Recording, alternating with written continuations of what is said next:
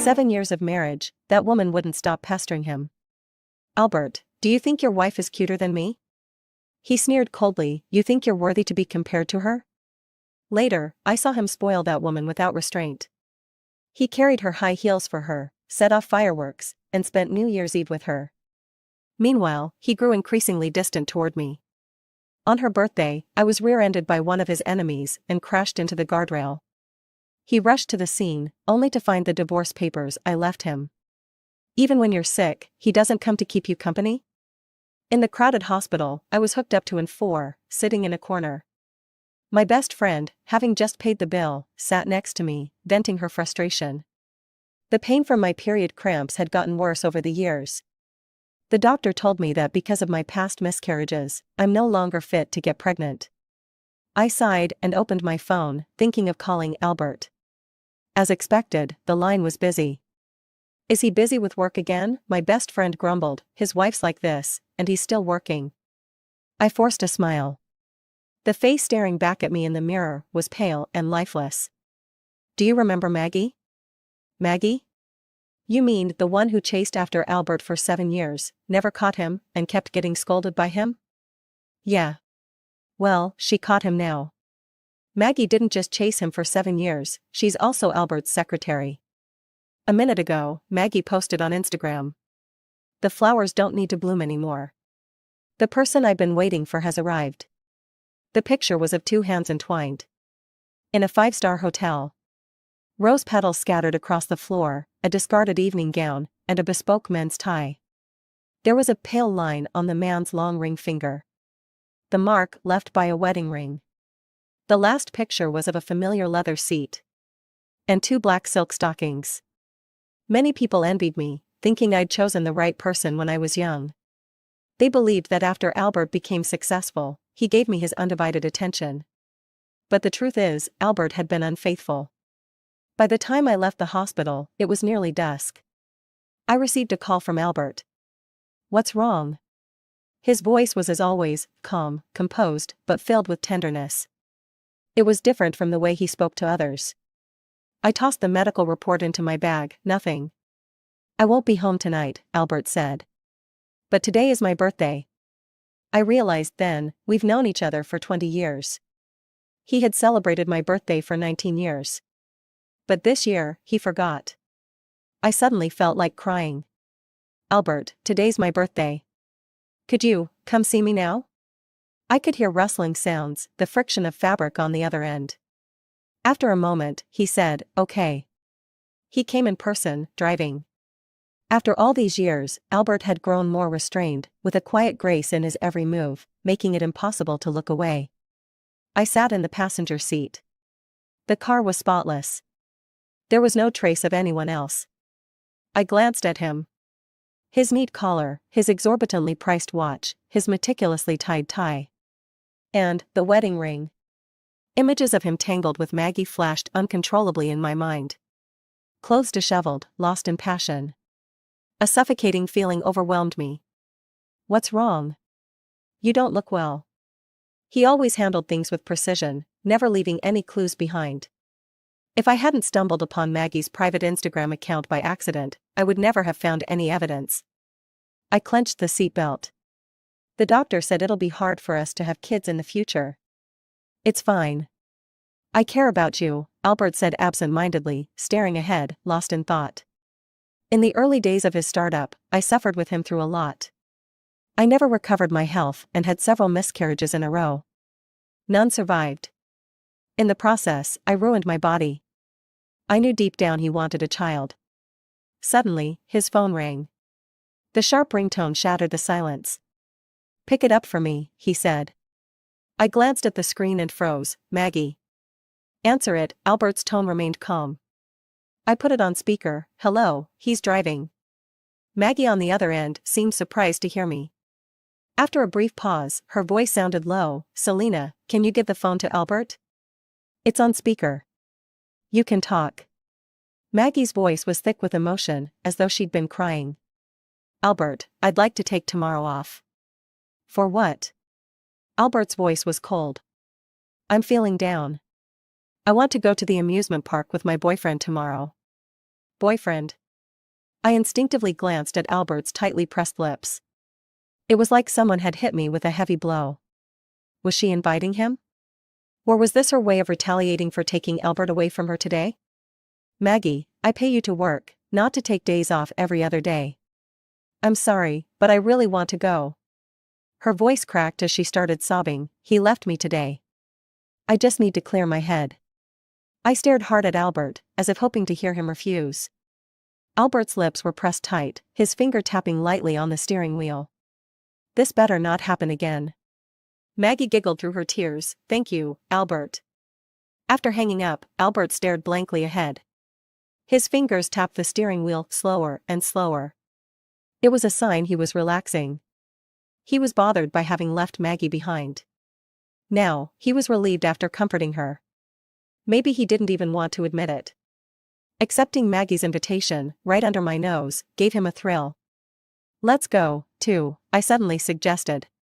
Albert rejected it without a second thought. I have a meeting tomorrow. Amusement parks are too childish. Not for you. You wouldn't have said that before, I murmured. Without looking up, Albert said, Selena, we've been married for 7 years. 7 years. Was he saying I shouldn't expect romance anymore? I turned to look out the window, not arguing further. Albert had probably forgotten that we used to be childish too. When we were 18, during the hottest summer. He held an umbrella for me, his shoulders weighed down with my snacks and my shoulder bag, while we went crazy in the amusement park all day. At the highest point on the Ferris wheel, he kissed me. And said, Selena, I'm going to marry you. Back then, his eyes were filled with only me. We were the golden couple, envied by all our classmates. When we got married, we even invited our high school teachers. One of them said, I knew that boy liked you back then. Sure enough, he chased you right after graduation. Years later, when the company went public, Albert finally admitted he'd been planning it all along. To this day, I still can't figure out if love is worth risking your life for. In our 5th year of marriage, Maggie became Albert's secretary. I walked into his office and caught her whining to him, Albert, do you think your wife is cuter than me? Albert had coldly retorted, you think you're worthy to be compared to her? I gradually let my guard down. 2 more years passed, and I almost forgot about her. Then, by chance, I found Maggie's private Instagram. And that's when the nightmare began. The world she showed on Instagram was completely different from what Albert had told me. The man who claimed to hate Maggie would lower himself to carry her high heels as they strolled on a beach in the Maldives. He would block my calls on New Year's Eve, so he could watch the first firework bloom in the night sky with her when the clock struck midnight. In the end, he couldn't even remember my birthday. Maybe love really is something that anyone can replace. After dinner, Albert went out to the balcony to make a call. The birthday cake he had hastily bought sat untouched on the table. I watched him, the soft glow from his phone illuminating his profile, his eyes filled with tenderness. The same tenderness Albert used to have when he looked at me when we were young. I didn't say anything. I quietly cleared the dishes. The next day, I went to the amusement park alone. It had been years since we graduated. The amusement park had been renovated countless times. But the Ferris wheel we rode still looked the same. Albert, could you come with me next time? Maggie wore a white dress, holding onto Albert's arm, looking utterly aggrieved. It was her birthday yesterday, Albert explained calmly. Don't I usually spend all my time with you? You don't love me anymore, so what's the point of celebrating a birthday? Maggie started acting spoiled. I'm so young, throwing myself at an older man like you, and you don't even appreciate it. Albert chuckled. I'm old? How come you never mention that in bed? Yes, you're rich, handsome, and full of energy. Happy now? She tugged on Albert as they boarded the Ferris wheel. Miss, are you here with your boyfriend? The ticket seller asked. At the top of the Ferris wheel, you can make a wish. If you start kissing from the bottom all the way to the top, it guarantees a lifetime of happiness together. The ticket seller blocked me from entering. I ignored him. I stared directly at Albert and Maggie as they sat on the Ferris wheel. His hand lazily rested on the metal railing, and he tilted his head, watching as Maggie tried to put on a pair of bunny ear headbands. She fumbled a few times, but couldn't get them on. Finally, he raised his hand, gently pinching Maggie's chin to hold her face steady. With his other hand, he lightly adjusted the headband. The angle leaned slightly back, making it easier for him to kiss her right after. The two of them, entangled in a kiss, gradually blurred as the cabin rose higher. Albert didn't let go, holding her close. The sunlight was glaring. I couldn't stop my tears from falling. But I refused to blink. I watched until the Ferris wheel rose so high that I could no longer see their silhouettes. Suddenly, I lost it and frantically called Albert. At first, he declined the call. I cried as I kept dialing. After several tries, someone finally picked up. It was Maggie. "Selena," she said with a forced politeness, her voice tinged with irritation from being interrupted. "Albert is in a meeting. Is there something you need? Give him the phone. He's not available. Are you deaf? Give him the phone." Maggie fell silent and handed the phone to Albert. His voice came through, slightly hoarse. "Selena, what's going on?" I stared at the Ferris wheel, now at its peak, and softly asked, "How's the view from the top?" There was sudden dead silence on the other end. "Albert, if I hadn't called, were you planning to make a wish with her, to be together forever? Here's the English translation based on your requirements." Maggie wore a white dress, holding onto Albert's arm, looking utterly aggrieved. "It was her birthday yesterday," Albert explained calmly. "Don't I usually spend all my time with you? You don't love me anymore, so what's the point of celebrating a birthday?" Maggie started acting spoiled. "I'm so young, throwing myself at an older man like you, and you don't even appreciate it." Albert chuckled. "I'm old? How come you never mention that in bed? Yes, you're rich, handsome, and full of energy. Happy now?" She tugged on Albert as they boarded the Ferris wheel. "Miss, are you here with your boyfriend?" the ticket seller asked. "At the top of the Ferris wheel, you can make a wish. If you start kissing from the bottom all the way to the top, it guarantees a lifetime of happiness together." The ticket seller blocked me from entering. I ignored him. I stared directly at Albert and Maggie as they sat on the Ferris wheel. His hand lazily rested on the metal railing, and he tilted his head, watching as Maggie tried to put on a pair of bunny ear headbands. She fumbled a few times, but couldn't get them on. Finally, he raised his hand, gently pinching Maggie's chin to hold her face steady. With his other hand, he lightly adjusted the headband. The angle leaned slightly back, making it easier for him to kiss her right after. The two of them, entangled in a kiss, gradually blurred as the cabin rose higher. Albert didn't let go, holding her close. The sunlight was glaring. I couldn't stop my tears from falling. But I refused to blink. I watched until the Ferris wheel rose so high that I could no longer see their silhouettes. Suddenly, I lost it and frantically called Albert. At first, he declined the call. I cried as I kept dialing. After several tries, someone finally picked up. It was Maggie. "Selena," she said with a forced politeness, her voice tinged with irritation from being interrupted. "Albert is in a meeting. Is there something you need? Give him the phone. He's not available. Are you deaf? Give him the phone." Maggie fell silent and handed the phone to Albert. His voice came through, slightly hoarse. "Selena, what's going on?" I stared at the Ferris wheel, now at its peak, and softly asked, "How's the view from the top?" There was sudden dead silence on the other end. "Albert, if I hadn't called, were you planning to make a wish with her, to be together forever?" In the living room, Albert sat across from me, silent for a long time. "Selena, does it have to be this way?" On the coffee table lay a divorce agreement. I had it drafted in a hurry by a lawyer friend. Albert skimmed through it and said, "It's very rough. There are a lot of contested clauses." I clenched my hands tightly. "Is this all you have to say to me at a time like this?" Albert paused for a moment. "I'm sorry." Tears welled up in my eyes and fell. "No matter how rough the clauses are, could I not keep 90% of the assets? You're the one at fault. Can't I recover the assets you gave to Maggie?"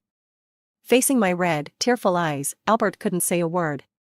I threw the agreement in his face, furious. Suddenly, I broke down in tears.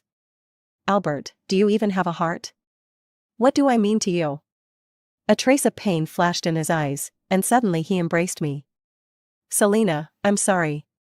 I was confused for a while. Can we not get divorced? I choked out, when you took her to the Maldives, did you know I was sick? Do you know why my period pain gets worse every time? Albert, our last child, we lost it because I drank to protect you. Because you have stomach problems. And what did you do? You drank to protect Maggie. By the end, I was sobbing uncontrollably. Albert held me tightly, gently stroking my hair, to comfort me. I'm sorry, it won't happen again. Selena, I'll fire her, cut her off completely, okay? That night, I threw the biggest tantrum I ever had. I went hysterical. I smashed the house to pieces. Albert didn't say a word.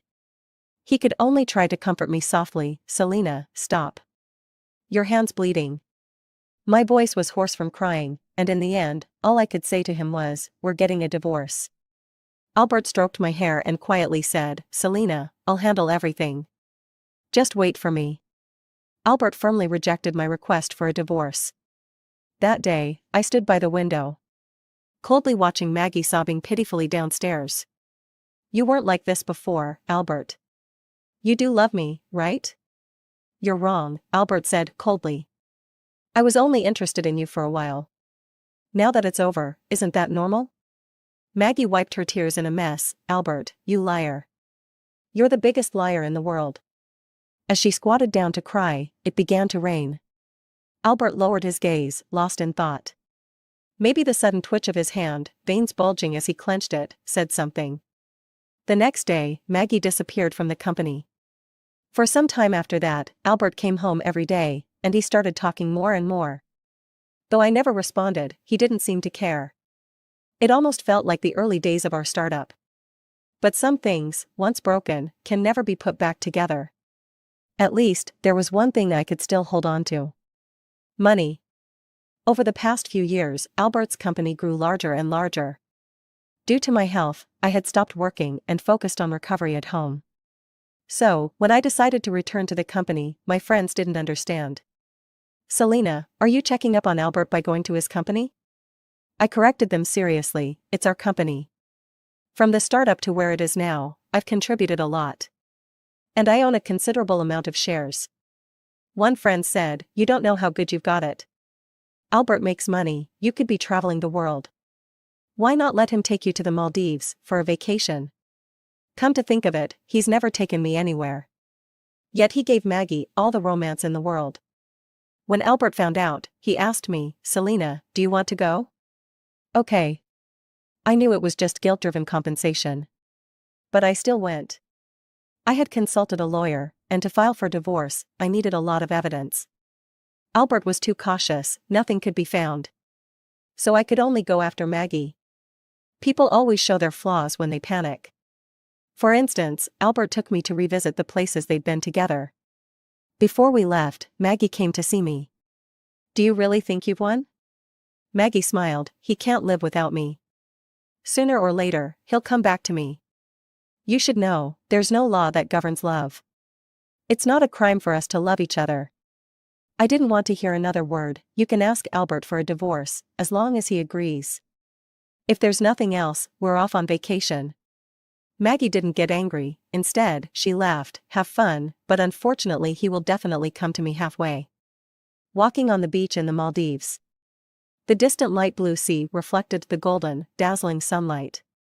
It was beautiful. I held up my phone and leisurely arranged a 9-square photo collage to post on Instagram. I knew Maggie would see it. And soon, she would respond with photos of her own. The lawyer said, as soon as she accidentally reveals her identity, we'll have her.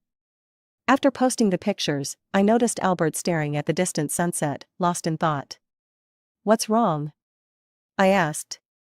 Albert snapped out of it and smiled slightly, nothing. It's time for dinner.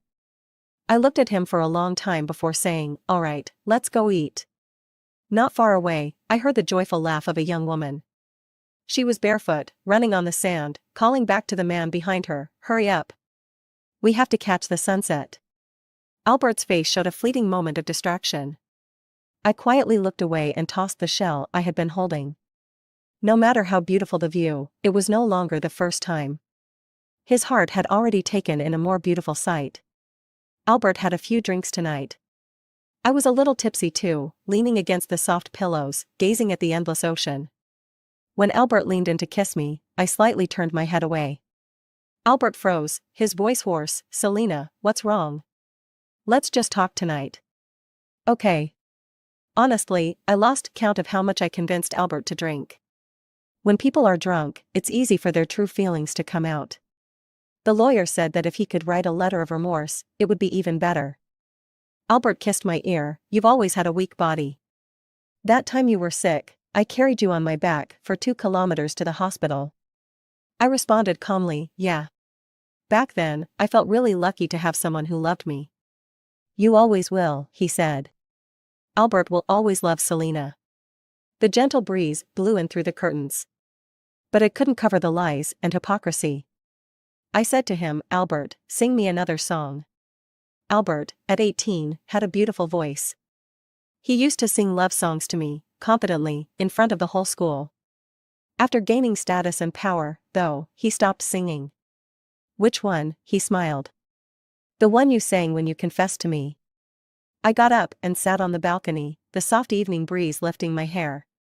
Closing my eyes, I felt as though I had returned to the summer when Albert confessed to me, back when we were 18. At that time, I firmly believed in our vow to grow old together. The phone on the coffee table lit up. It was a message from Maggie. "I'm pregnant. With Albert's baby. You can't take him from me." I didn't know when the wind stopped. The singing stopped too. The song wasn't even finished. I turned around and saw Albert standing in the dark, gripping his phone. I knew then that some things could never go back to the way they were. He said, "Selena, something came up at the company. I have to go." When I returned from my solo vacation, everyone seemed confused. "Did you and Albert have a fight?" I always smiled gently. "No, we're fine." Albert was treating me better than ever. Only because one day, I cried in front of a group of kindergartners getting out of school. Albert hugged me, his voice full of guilt. "Selena, I'm sorry. I've let you down." I grabbed his tie. "Albert, never do anything to hurt me again. People say I've changed. In front of Albert, I'm like a fragile little bunny. But at work, I'm sharp and capable. You'd never guess I was once a full-time housewife. Only I know how hard it is to grit my teeth under the covers in the dead of night, silently giving myself courage. I'm running out of time. This relationship feels like a frog being boiled in warm water. It's been so long that I've lost the ability to survive in the world. Albert, come with me to the concert tonight." After work, I handed him the tickets. "I waited forever to get these. I really want you to come with me." Albert looked troubled. Today was the day he was supposed to accompany Maggie to her prenatal checkup. I looked disappointed. "Is there something going on? I mean, I can go by myself if needed." "No," Albert interrupted me, "I'll go with you. I actually enjoy concerts a lot. Any concert, really. Otherwise, I wouldn't have fallen for Albert's singing back in the day." The entire evening, I clutched my glow stick, shouting and screaming amidst the crowd. Albert, glued to his phone, sat restlessly beside me. I could tell Maggie was throwing a tantrum. But I didn't care. After the concert, we held hands, walking down a tree-lined path. There were many families around us, mostly parents with their children. I smiled and said, "Albert, when I was 18, I imagined that when we were young, you'd go to concerts with me. And when we're older, you and the kids would go with me. If we had a kid, we'd be just as happy as they are tonight." Albert suddenly squeezed my hand tightly. "Selena." His voice carried too many emotions. I turned around, beaming. "But it's okay. Even though we don't have a child, having you with me is enough." Albert's face went blank, and his eyes gradually reddened. "Selena, I'm sorry. I'm such an idiot." I cupped his face, wiping away his tears. "No, Albert will always be my Albert.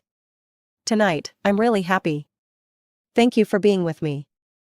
I stood on my tiptoes, planting a light kiss on his lips. Stepping back, I smiled and said, "I guess you probably have something to deal with at the company, so I'll just grab a taxi home." Just as I took a few steps, my wrist was suddenly grabbed tightly. He pulled me into a tight embrace. Albert said, "I don't have anything. Let's go home. That night, Albert was a bit wild. He kissed me fervently, tousled my hair. In the heat of the moment, he even said he wanted to have a baby with me. Just as he was about to get serious, I pressed my hand against his belt. Albert, I don't trust you anymore. Could you write me a promise letter? Okay. I got another message from Maggie half a month later. This time, she came to see me in person. Maggie had lost a lot of weight, her words sharp. He doesn't love you anymore, so why are you still clinging to him? I really wonder, do all mistresses attend the same training class? Even their lines are identical. I said, Maggie, Albert and I have known each other for 20 years. 20 years, and he still fell for me. Maggie's tone was mocking. Selena, stop deluding yourself. Do you really think he's cut ties with me? She was shaking with anger, pulling out her tablet to show me some intimate photos. Weren't you proud of yourself? Thought you'd won your husband back. Look. These were taken yesterday, him in bed with me. 3 hours. Can he do that if he doesn't love me? Yesterday. I remembered. Albert had told me, I've got a client dinner tonight. Might not make it back. Want to come along? When the pain reaches a certain level, it just numbs you. I'm not stupid. The first time a man loses his fidelity, he's tainted. There's no second chance at trust. I stared at her belly and asked, how's the baby? Healthy. I looked at her intently, my tone calm. I'm not giving Albert back to you. Maggie seemed to find that amusing. You don't seriously think you still have some sort of charm, do you? I'll throw him away. If you want to pick up trash, be my guest. I couldn't help but let out a trace of mockery. Maggie was furious. Before she could throw that glass of water at me, I smoothly picked up my bag and left the cafe. I had all the evidence I needed. I could file for divorce anytime. However, if Albert felt guilty enough, a negotiated divorce could maximize my benefits. I grabbed my bag, ignored her livid expression, and walked out of the cafe. Albert arranged for me to see several OB/GYN specialists. All were top professors from prestigious hospitals. He went out of his way to help me take care of my health. I acted very cooperative. Once, during a particularly bad period cramp, I was in so much pain that I broke out in a sweat. Albert saw it. Later, he stood by the window, smoking one cigarette after another, his face blank. He said, I'm sorry, Selena. I didn't know you suffered this much before. I smiled and shook my head, it's okay. As long as I have your love, that's enough. In truth, watching Albert struggle like this stirred up complex emotions in me. I wonder what 18-year-old Albert would think, seeing himself like this now. He took me shopping a few times. I stood in front of a store window, looking at the limited edition shoes he had bought for Maggie, and said regretfully, I really wanted a pair of those, too. In the reflection of the glass, I saw Albert's face darken. He knew they were sold out. There would never be another chance to buy them. He had given the last pair to Maggie as a birthday gift. Let's look at something else. He pulled me along, walking ahead. I said, Albert, I quite like their ad slogan. Some gifts can only be given once. You gave yourself to me, so you won't give yourself to anyone else, right? Albert's voice was hoarse, there won't be anyone else. In his eyes, I was no longer lifeless. I was becoming more and more vibrant. Albert often stared at me, lost in thought. What are you looking at? Nothing, just thinking of how you looked when you were young. Albert's eyes were full of tenderness. Selena, I love you. At that moment, I was sitting on the couch, cross-legged, holding my laptop. Then tell me, how should I do this part? You little dummy, it's simple. Albert put his arm around me and started helping me solve my work problem. Just like back in the day, when he would lean on his hand, lying beside the desk, helping me solve math problems. That evening, when Albert and I were leaving work, we were stopped by Maggie, who was heavily pregnant, at the door. Her eyes were red as she said, Albert, are you going to abandon me and the baby? Albert's face darkened as he grabbed my hand. What nonsense are you talking about? I'm not lying. She gritted her teeth, there's your child inside me, are you going to deny it? Albert tried to pull me upstairs. I shook his hand off and smiled faintly, you handle this. I'll go home on my own. Albert's face froze. Selena. I ignored him and went upstairs. In fact, I had already installed a surveillance camera in the garage last time to monitor our parking space. Now, on the screen, I watched Albert holding Maggie in his arms. Quietly, I hit the record button. I thought you didn't want me anymore. I won't. Albert sighed, but she's still my wife. Then get a divorce. Maggie said. Albert gently stroked her face. Go home, be good. When will you come see me? Soon. When Albert came home, I was leaning against the soft pillow, discussing a project with a colleague. Selena, he called out to me. I quietly looked into his eyes, not speaking for a long time. Albert hesitated. Maggie, her boyfriend, ran off. She's not doing well mentally. I responded with a sound and smiled. Oh, so that's what happened. I hope she's okay. I'd heard enough of his stupid, damned lies. They weren't even as entertaining as a live comedy show. Albert walked over and handed me a cup of jasmine milk tea from downstairs. It's still warm, your favorite. I'm not drinking it. I closed my laptop. I quit a long time ago. Selena, you don't believe me? No, I smiled. We're in love, so whatever you say, I believe. Albert wanted to say something, but nothing came out. Albert, do you have any regrets? I asked. Without blinking, he replied, yes. I regret getting involved with Maggie. I have regrets too. I regret getting involved with him. Work was at its busiest phase. I was often so swamped I couldn't even take a sip of water. On Christmas Day, snow began to fall outside. Albert was away on a business trip. I was driving home when I got a call from him, reminding me, make sure you eat properly while I'm gone. Wait for me to come back. I know. At a busy intersection, a large truck came out of nowhere, crashed through the median, and barreled straight toward me. I instinctively turned the steering wheel. The car slammed into the guardrail. The airbags deployed. The loud crash caused a ringing in my ears. For a moment, I didn't even realize I had been in an accident. In the background, Albert's voice was urgently shouting on the phone. Later, the doctors arrived and lifted me onto a stretcher. Looking at the snow-covered world outside, I suddenly remembered it was Maggie's birthday today. At that moment, I made up my mind. I left Albert a divorce agreement and walked away for good. I trust he'll understand my meaning, either sign it, or I'll take him to court. A month after Selena disappeared, Albert had gone mad, harassing all her friends and family. As a result, the news of his 3-year affair with Maggie became common knowledge. People sighed, desire is deadly. With money and power, people chase thrills.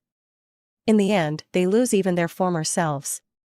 Albert tore up the divorce agreement Selena left behind and barely held on for a month. In January, Albert received a new divorce agreement from Selena, sent from overseas. The terms were much more thorough. It was clear she had hired a professional legal team. She was determined to end things with him. Albert left a crying Maggie behind and went abroad. He found his biological parents, with whom he had a distant relationship. After hearing his story, they said, "You betrayed your marriage, so we support her decision." Walking down the streets of a foreign country, Albert saw an elderly couple with gray hair, supporting each other as they sat on a park bench, watching the sunset. Albert suddenly crouched down and wept uncontrollably.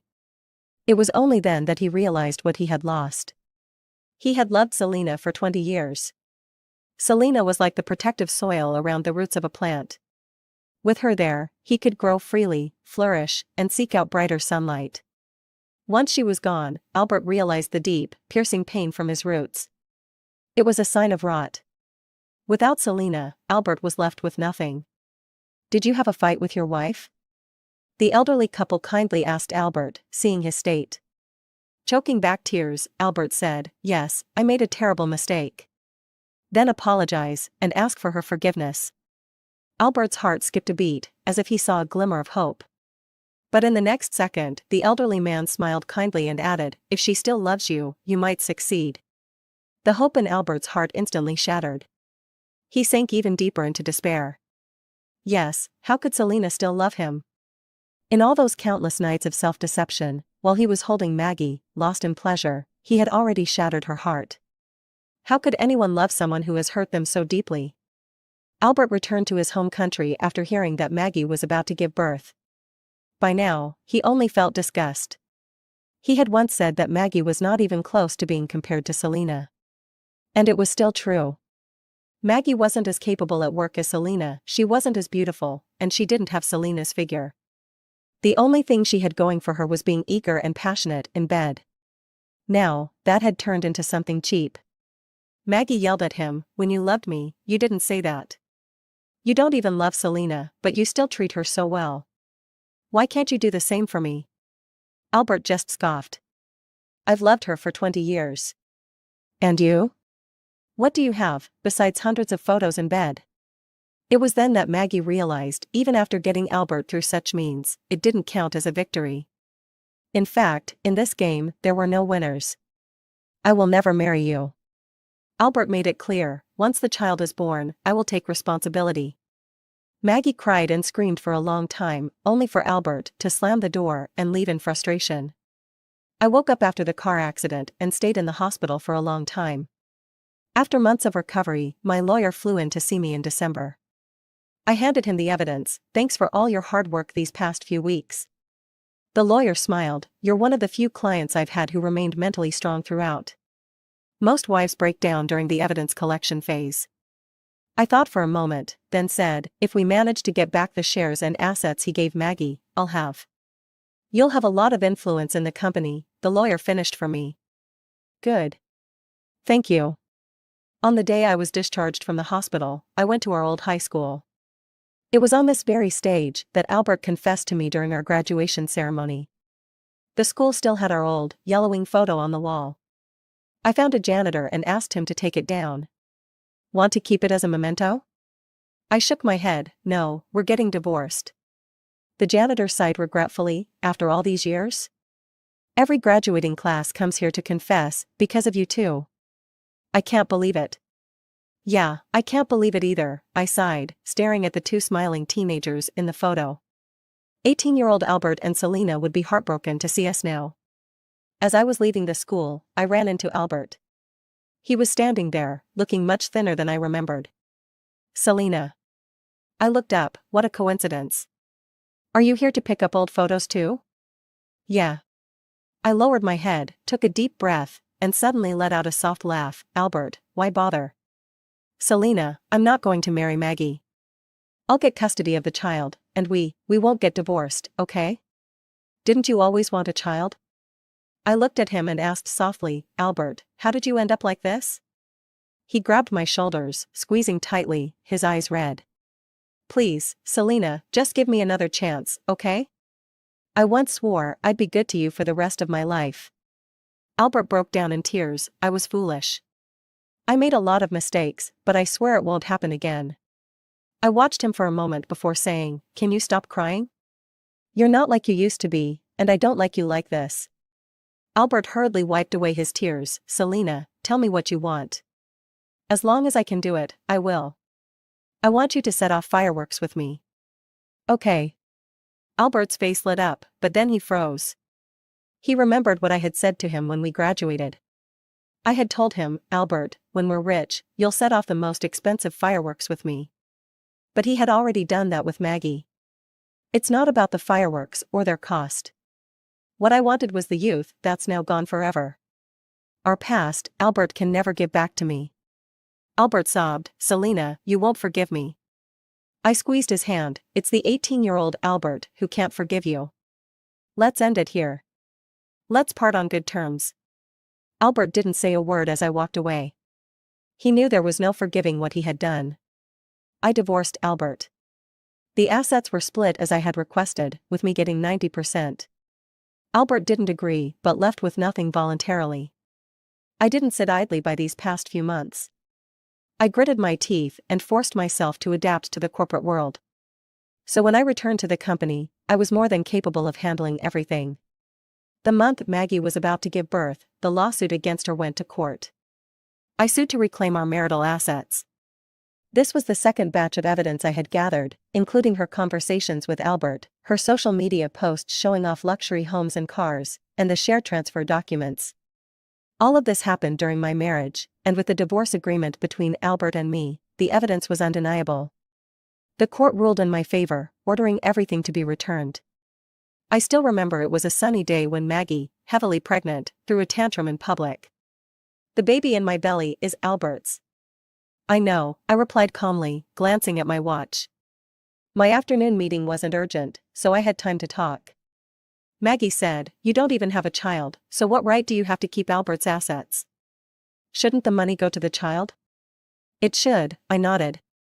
"But you don't get to decide that." Albert had no money left after the divorce. No matter how much she wanted, Albert had nothing to give her. Maggie ended up living the life she feared the most. Albert lost all motivation for work and fell into a deep depression.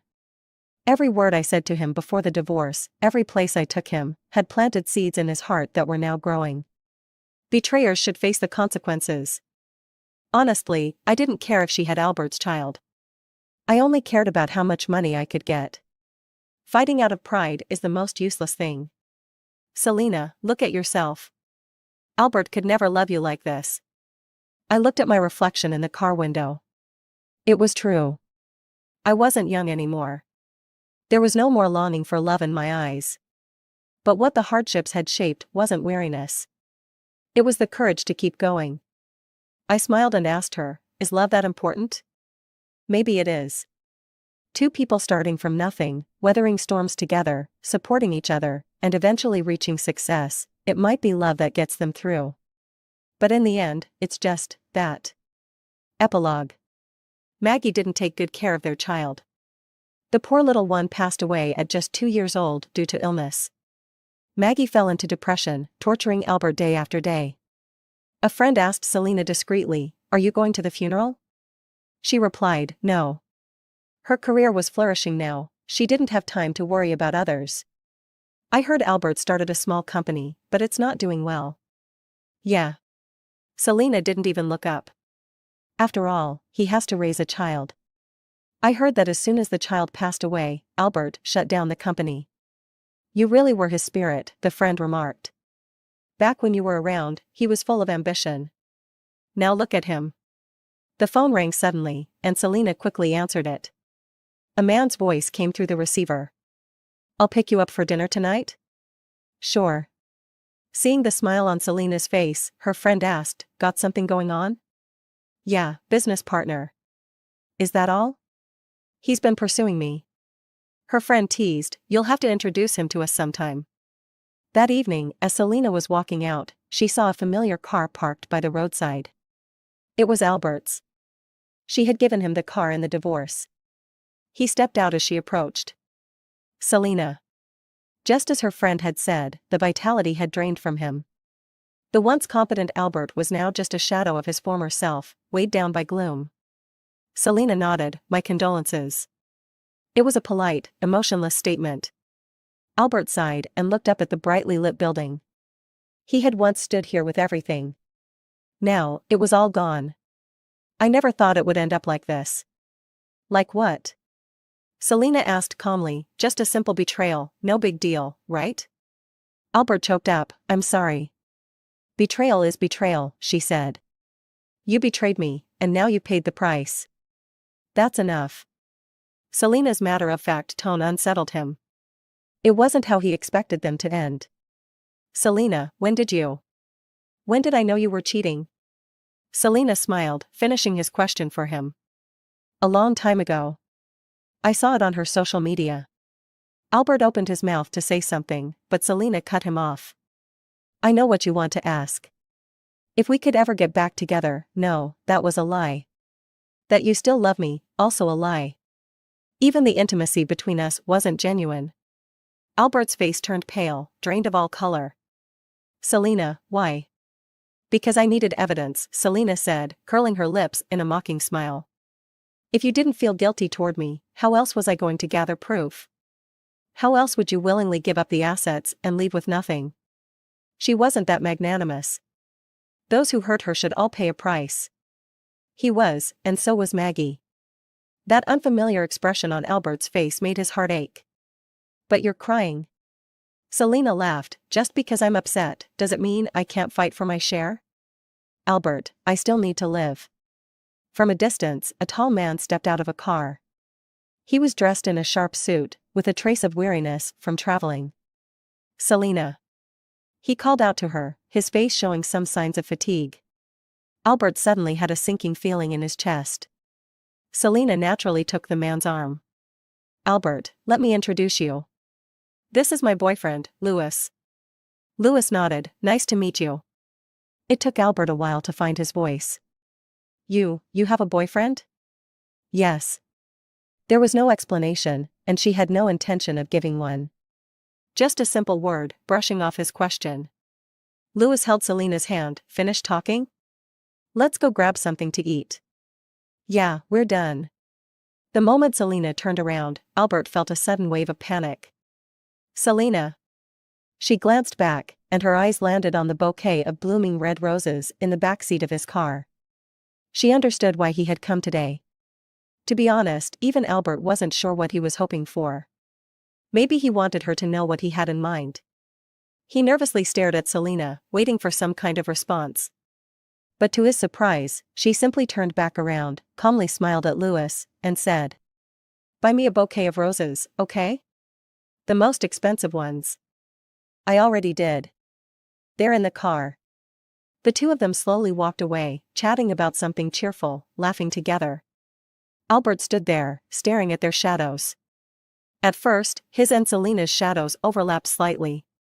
Short, but a perfect match. It reminded him of how they looked when they were younger. As Selena walked further, their shadows grew longer.